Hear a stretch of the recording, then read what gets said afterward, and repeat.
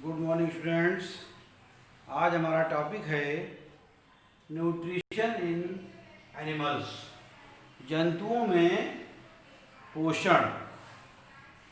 जंतुओं में पोषण की सामान्यतः 5 अवस्थाएं पाई जाती हैं। नंबर 1 अंतर्ग्रहण इजेशन, नंबर 2 पाचन डाइजेशन, नंबर 3 अवशोषण एब्जॉर्प्शन, नंबर 4 स्वांगीकरण एसिमिलेशन, नंबर 5 मल विसर्जन बहिक्षेपण इजेशन। तो ये 5 अवस्थाएं हैं जंतुओं में पोषण की। इंजेक्शन, डाइजेशन, एब्जॉर्प्शन, एसिमिलेशन और इजेशन। तो सबसे पहला पॉइंट है इंजेक्शन यानी कि अंतर्ग्रहण। भोज्य पदार्थों के शरीर में पहुंचने की क्रिया को अंतर्ग्रहण कहते हैं। भोज्य पदार्थों के शरीर में पहुंचने की क्रिया को अंतर्ग्रहण यानी कि इंजेक्शन कहते हैं। भोजन में कार्बनिक यौगिक जैसे वसा यानी फैट, प्रोटीन, कार्बोहाइड्रेट जटिल अवस्था में होते हैं। इनका शरीर द्वारा स्वांगीकरण नहीं किया जा सकता, अतः शरीर के अंदर खाद्य पदार्थों का पाचन, अवशोषण, स्वांगीकरण होता है। पाचन के अंतर्गत खाद्य पदार्थों के जटिल अणु सरल अणुओं में टूटते हैं। इसके लिए एंजाइम की आवश्यकता होती है। विभिन्न जीवों में भोजन की प्रकृति, उनके अंतर्ग्रहण तथा पाचन तंत्र की संरचना अलग अलग होती है। उदाहरण के लिए अमीबा में संभोजी विधि से पोषण होता है। संभोजी होलोजोइक यानी कि अमीबा का पूरा शरीर कहीं पर से भी कूटपात बना करके और भोजन का अंतर्ग्रहण कर लेता है। इस तरह से चित्र में दिखाया गया है। अमीबा ये भोजन का कण है और कूटपात भोजन पकड़ते हुए ये दिखाया गया है। उसके बाद खाद्य दाने में भोजन का पाचन होता है और पचे हुए भोजन का अवशोषण। तो अमीबा पोषण होलोजोइक होता है।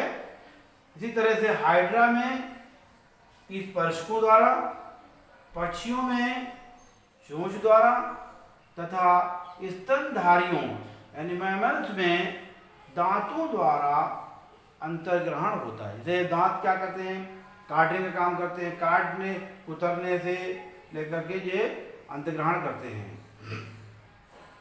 उसके बाद नंबर 2 डाइजेशन। डाइजेशन में क्या होता है, जटिल व अघुलनशील खाद्य पदार्थों का भौतिक एवं रासायनिक क्रियाओं के द्वारा घुलनशील पदार्थों में बदलने की क्रिया को पाचन कहते हैं। फिर से रिपीट कर दे रहे हैं। जटिल व अघुलनशील खाद्य पदार्थों का भौतिक एवं रासायनिक क्रियाओं के द्वारा घुलनशील पदार्थों में बदलने की क्रिया को पाचन कहते हैं। पाचन क्रिया में कुछ भौतिक व रासायनिक क्रियाएं होती हैं।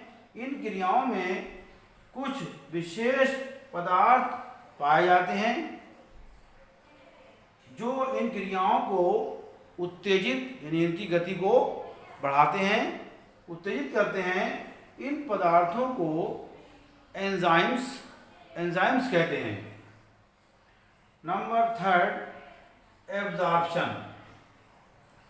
एब्जॉर्प्शन में क्या होता है, आहार नाल में पचित भोजन के अणुओं के विसरित होकर रुधिर में पहुंचने की क्रिया को अवशोषण कहते हैं। यानी कि आहार नाल में जो भोजन पच जाता है तो भोजन के अणुओं से के विसरित होकर, यानी पचा हुआ भोजन जो विसरित हो जाता है वो रुधिर में पहुंचता है। इस क्रिया को अवशोषण कहते हैं। पाचन के सभी अंतिम उत्पाद जल में घुलनशील और कोशिका कला के पार विसरणशील होते हैं। कोशिका कला के बाद विसरणशील होते हैं। Next point number 4, assimilation. Assimilation क्या है? स्वांगीकरण। अवशोषित भोजन को कोशिका द्वारा ग्रहण कर उसे जीव द्रव्य के रूप में विलीन होने की क्रिया को स्वांगीकरण कहते हैं। रिपीट कर दे रहे हैं, अवशोषित भोजन को कोशिका द्वारा ग्रहण कर उसे जीव द्रव्य के रूप में विलीन होने की क्रिया को स्वांगीकरण कहते हैं। सभी जीवों में यह क्रिया आवश्यक तथा समान रूप से होती है। इसी से जीव की ग्रोथ यानी कि वृद्धि होती है। जो ये स्वांगीकरण होता है इसके फलस्वरूप जो है वो जीव की ग्रोथ होती है, यानी जीव की वृद्धि होती है।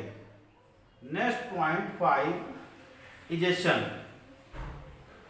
भोजन के पोषक तत्वों में से अधिकांश को एंजाइम की क्रियाओं द्वारा पचाकर अवशोषित कर लिया जाता है। यानी जब हम जो भोजन करते हैं वो अधिकांश जो है एंजाइम की क्रियाओं द्वारा पचाकर अवशोषित कर लिया जाता है। फिर भी ऐसे अनेक पदार्थ रह जाते हैं जिनका पाचन उस जंतु के पाचन तंत्र में संभव नहीं होता है। हम बहुत सी चीज़ें ऐसी जो हम खाते हैं तो उसका पाचन होता है और फिर भी कुछ ऐसे रह जाते हैं पदार्थ जो इनका पाचन संभव नहीं होता है। ऐसे पदार्थों को शरीर से बाहर निकालना आवश्यक होता है। शरीर से अपच पदार्थ का मल को बाहर निकालने की क्रिया, यानी कि अपच पदार्थ या मल जो पचने से रह गया है, अपच पदार्थ या मल को बाहर निकालने की क्रिया मल विसर्जन अथवा बहिक्षेपण कहलाती है।